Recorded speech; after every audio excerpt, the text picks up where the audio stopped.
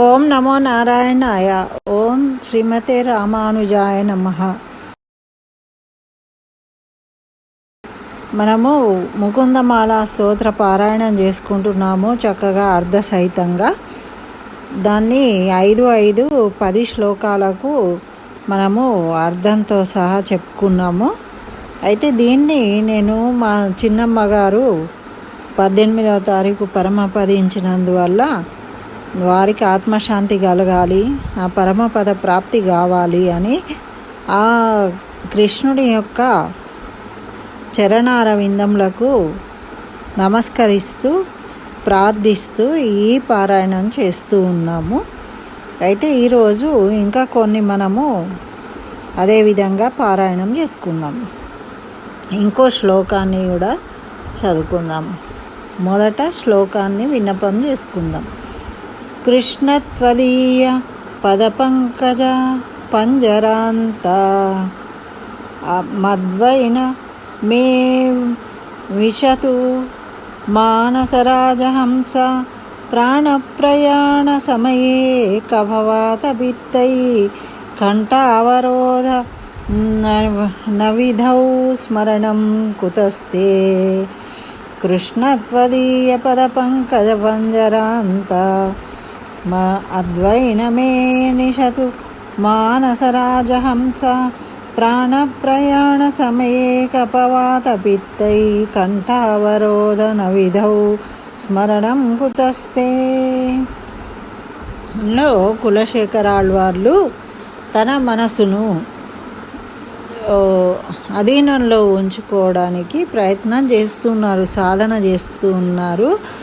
ఆ కృష్ణ చరణాలను ఆశ్రయించు అని మనసుకు చెప్పుకుంటున్నారు. అంటే ఇక్కడ తన మనసుకు చెప్పుకోవడం అంటే ఆ మనసు మనకే తెలియజేస్తూ ఉన్నారు ఏ విధంగా మనము జీవన్ముక్తిని సాధన చేయాలి అని తెలియజేస్తూ ఉన్నారన్నమాట.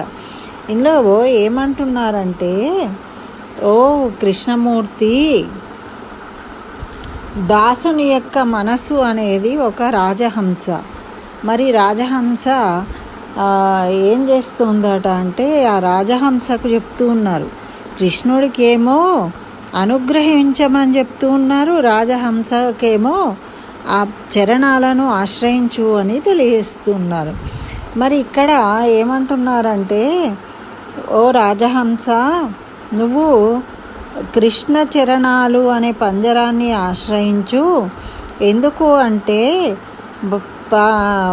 ప్రాణ ప్రయాణ సమయంలో మనకి కంఠావరోధం ఏర్పడుతుంది.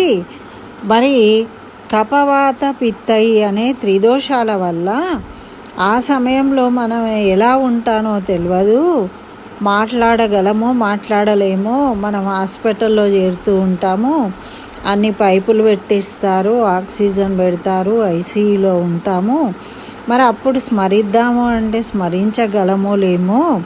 కాబట్టి నాటికి ఇప్పుడే స్మరిస్తాను అని మనం ఇప్పుడే స్మరించాలి.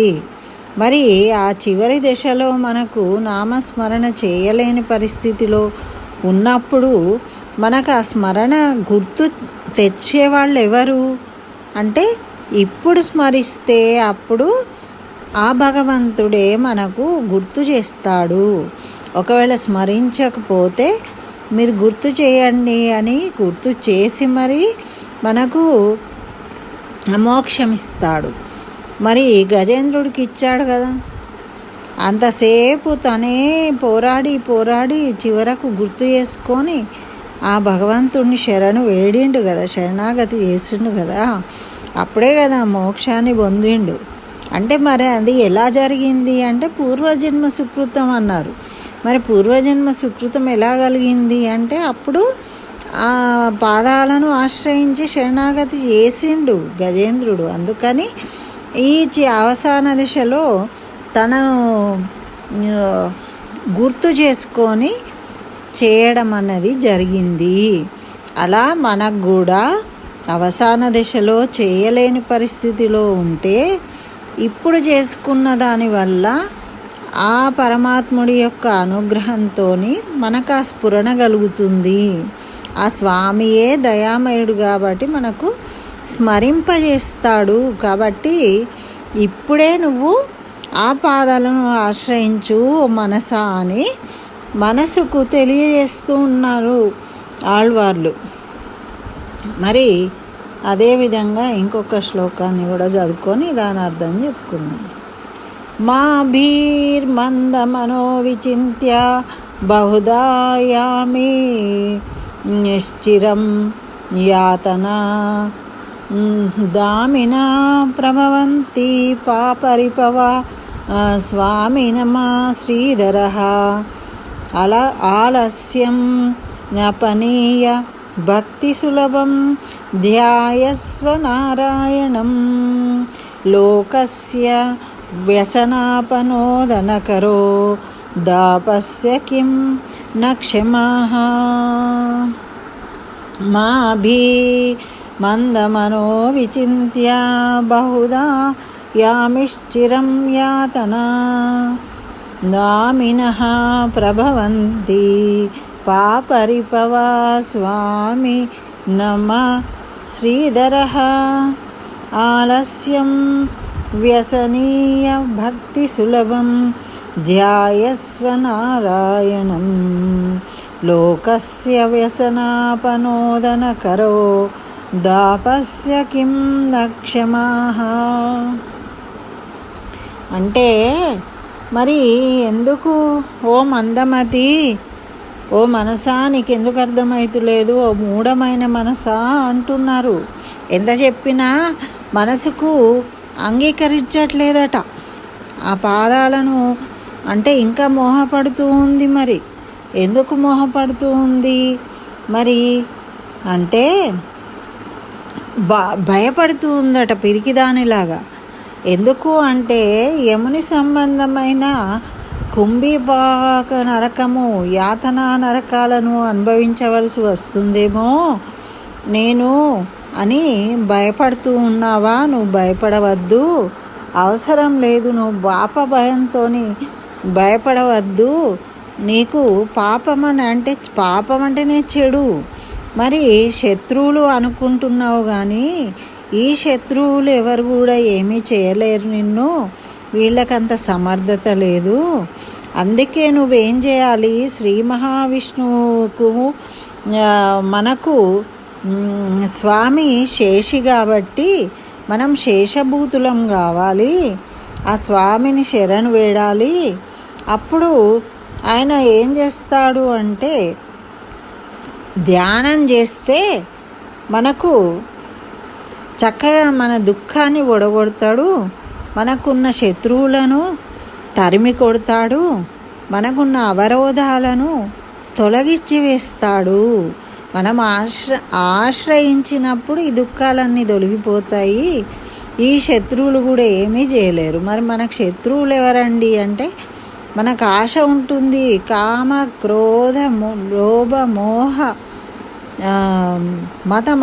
మాత్సర్యాలు, మరి అహంకార మమకారాలు, ఇవే మన శత్రువులు.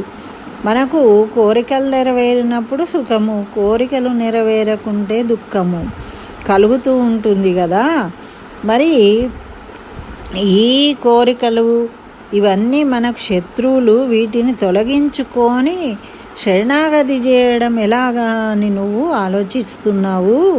నువ్వు ఆలోచించకు, విచింత్య భయపడకు, ఆలోచించకు.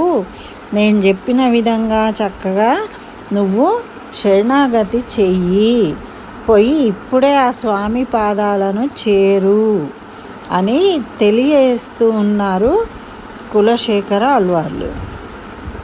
అయితే ఏమంటున్నారంటే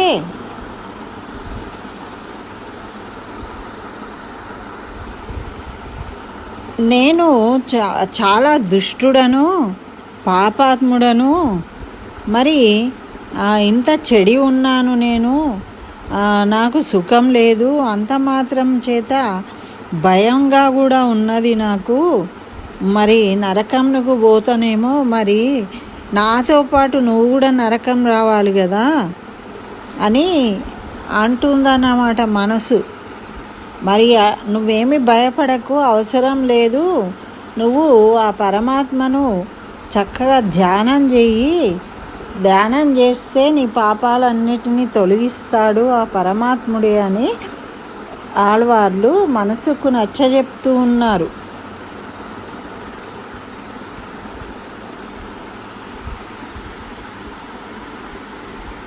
మరి ఇంకొక శ్లోకాన్ని కూడా చదువుకుందామండి.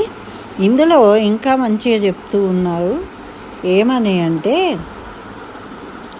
భవజలధి గతానాం ద్వంద్వవాతాహతానాం సూత దుహితృ కళత్ర త్రాణ భారార్దితావాం విషమ విషయ తోయే మజ్జతామప్లవానాం భవతు శరణమేకో విష్ణు సవతో నరాణాం. చూసిండ్రా ఎట్లా చెప్తున్నారు? భవజలధి గతానాం ద్వంద్వవాతాహతానాం సుతదుహితృ కళత్రత్రాణ భారార్దితావాం విషమ విషయతోయే మజ్జతామప్లవానాం భవతు శరణమేకో విష్ణు సోతో నరాణాం అంటున్నారు. అంటే దీని అర్థం ఏమొస్తుందంటే, భవజలధి గతానాం అంటే సంసారం. భవ అంటే సంసారం అనేది సముద్రం ఉంది కదా, ఇదట ఎలా ఉంది అంటే ద్వంద్వ సుఖదుఖాలతోని కూడి ఉన్నది. మరి సుఖదుఖాలు ఎలా ఉన్నాయి అంటే గాలివాటంగా వస్తూ ఉన్నాయట. సుఖము సుఖం కాగానే దుఃఖము, దుఃఖం కాగానే సుఖము, సుఖం కాగానే దుఃఖము. అట్లా గాలివాటంగా వస్తే కొట్టుమిట్టాడిపోతూ ఉన్నాము. మరి అట్లా కొట్టుమిట్టాడుతూ ఉంటే ఎందుకు వస్తూ ఉన్నాయి కష్టాలు సుఖాలు అంటే, మరి కొడుకులు, కూతుర్లు, భార్యలు ఇట్లా వీళ్ళందరినీ రక్షించాల్సిన బాధ్యత ఉంది కదా ఈ సంసారంలో. మరి వీళ్ళను రక్షించే అనే భారం ఉంది కాబట్టి ఇవన్నీ కూడా పీడించబడుతున్నాను నేను. ఈ బరువు బాధ్యతల వల్ల పీడించబడుతూ ఉన్నాను కదా. మరి కష్టమును తర్వాత ఇంద్రియ సుఖము అనేవి కూడా కావాలి కదా. మరి వీటి చేత నేను పీడించబడుతూ ఉన్నాను. మరి మజ్జతాం ఇందులోనే ఈ జలధిలో మునుగుతూ ఉన్నాను. ఇందులో నుంచి ప్లవానాం అంటే తెప్పలేదు మా దగ్గర. ఇందులో నుంచి బయటకు పోవడానికి అవసరమైన తెప్పలేదు. ప్లవ అంటే తెప్ప. మరి ఎలా ఆ తెప్ప అంటే నరాణం అంటే మనుషులకు తెప్పలేదు. సముద్రంలో మునిగి తేలుతూ ఉన్నాం మనం అందరం కూడా. మరి ఏం చేయాలట అంటే విష్ణువు అనడి వాడు ఉన్నాడు కదా, వాడొక్కడే మనకు తెప్ప, శరణం రక్షకముగా అవుతూ ఉన్నాడు. కాబట్టి ఆ విష్ణువు యొక్క చరణాలను మనము సేవించాలి అని తెలియజేస్తూ ఉన్నారన్నమాట. మరి కొడుకులు, బిడ్డలు, కొడుకు పెళ్ళి కావాలి, ఉద్యోగం రావాలి, బిడ్డకు పెళ్ళి కావాలి, ఉద్యోగం రావాలి, చదువులు కావాలి, ఇల్లు కట్టాలి, జాగాలు కొనాలి, ఎన్ని ఉంటాయండి మనకు. ఒకటి కాగానే ఒకటి, వాడికి ఆరోగ్యం బాగాలేదు, వీడికి ఉద్యోగం రాలేదు, కష్టాలు. వీడికి ఉద్యోగం వచ్చింది, అమ్మాయికి పెళ్ళి ఊరింది, సుఖము సంతోషము ఇలా మారుతూ ఉంటాయి ఒకటి కాగానే ఒకటి. మరి వీటి నుంచి మనం బయటకు పోయే అవకాశం లేదు, అందులో కూరుకుపోతూ ఉన్నాము. మరి ఆ తెప్ప అనే ఆ పరమాత్మ యొక్క పాదాలను ఆశ్రయించినప్పుడు భక్తితోని ఆ పరమాత్ముడే మనను దాటించగలడు. నువ్వు దాని గురించి ఏమీ నువ్వు భయపడకు, నువ్వు ముందు పోయి పాదాలను ఆశ్రయించు అని చెప్తూ ఉన్నారు. మనసుకు కులశేఖరులు తన మనసుకు తాను చెప్పుకుంటున్నారు. ఓ మనసా నువ్వు పోయి ఆ పాదాలను ఆశ్రయిస్తే ఆ భగవంతుడే నిన్ను ఈ తెప్పలాగా దాటిస్తాడు. నువ్వు ఈ పాపాల గురించి ఆలోచించకు అని తెలియజేస్తున్నారు అన్నమాట. భవజలది అగాధం దుస్తరం విస్తరేయం కథమహమితి చేతో మా స్మగా కాతరత్వం సరసిజదృశి దేవే తావకీ భక్తిరేకా వరదభిది విషణ్ణ తారయిష్యత్యవశ్యన్. భవజలది అగాధం దుస్తరం విస్తరేయం కథమహమితి చేతో మా స్మగా కాతరత్వం సరసిజదృశి దేవే తానకీ భక్తిరేకా వరదభిది విషణ్ణ తారయిష్యత్యవశ్యం. ఇందులో ఇంకా వివరంగా చెప్తూ ఉన్నారు మన పరిస్థితులు ఎలా ఉంటాయి అనేది. ఏమంటున్నారంటే, చేత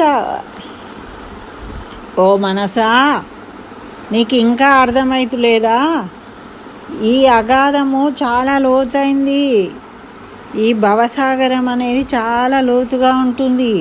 కానీ మనము ఆ భగవంతుణ్ణి ఆశ్రయించినప్పుడట ఒక గోవు ఒక నీటిలో కాలు పెడితే బురదలో గుంట అవుతుంది, మట్టిలో. ఆ గుంట అయితే ఎంత జలం ఉంటుందో అంత చిన్నగా మారిపోతుందట, సులువుగా దాటేయగలుగుతామట. అప్పుడు అలా ఉంటుంది ఈ లోతైన సముద్రము, దుస్తరము, దాట శక్యం కానిది మరి అని అంటున్నారన్నమాట. మరి దాటలేరు అంటున్నారు కదా, మరి దాటలేము అని పిరికివాడుగా ఉండడం ఎందుకు? మీరు అలా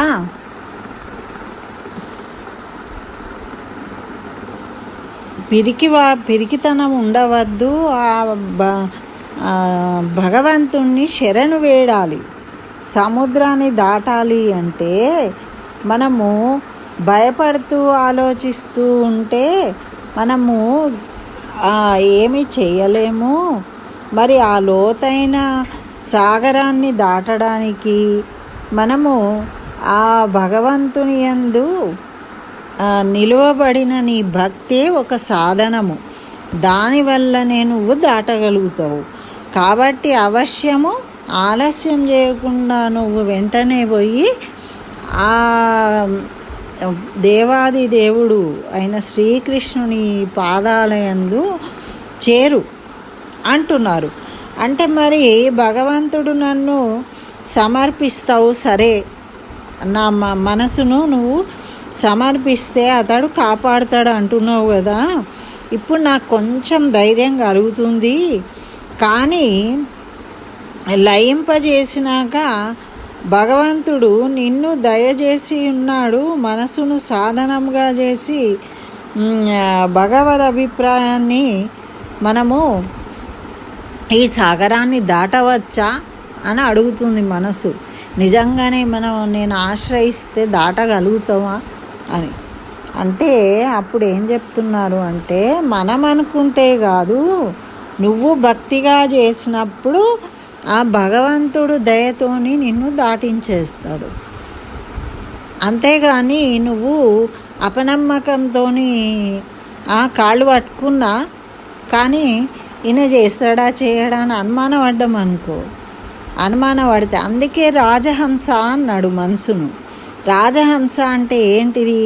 తెల్లని హంస కదా అది. మరి తెల్లని హంస అంటే దేనికి గుర్తు? స్వచ్ఛతకు మలినం లేదు అని, సాత్విక గుణానికి. మరి సాత్విక గుణం కలిగి భక్తితో నమ్మకంతో ఆ పాదాలను ఆశ్రయిస్తే ఆ భగవంతుడే దయతోని నిన్ను ఈ సంసార సాగరాన్ని దాటిస్తాడు అని చెప్తూ ఉన్నాడు. మరి సంసార సాగరము నుండి మనమే దాటచ్చు కదా, ఎందుకు దాటలేకపోతున్నాము అంటే ఈ శ్లోకం చెప్తూ ఉన్నారు. ఇది విందాం. తృష్ణాతోయే